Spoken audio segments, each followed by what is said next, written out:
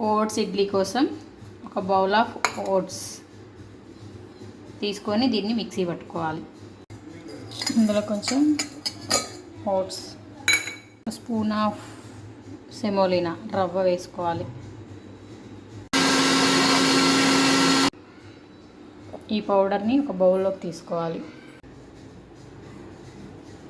పులుపు కోసం కొంచెం పులిచిన పెరుగు వేసుకొని కలుపుకోవాలి. వాటర్ వేసుకొని కలుపుకోవాలి.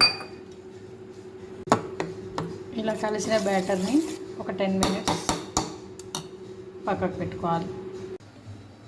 ఇప్పుడు పెట్టుకొని లైట్గా ఆయిల్ వేసుకొని జీలకర్ర, ఆవాలు, మినపప్పు, శనగపప్పు, సన్నగా కట్ చేసుకున్న పచ్చిమిర్చి, టేస్ట్కి సరిపడా సాల్ట్. 10 మినిట్స్ తర్వాత ఈ బ్యాటర్ని దీంట్లో వేసుకోవాలి. ఈ కన్సిస్టెన్సీలో వచ్చే వరకు వాటర్ వేసుకోవాలి. ఇప్పుడు ఇడ్లీ సాఫ్ట్గా వస్తాయి. ఇడ్లీ ట్రేలో పెట్టుకుందాం.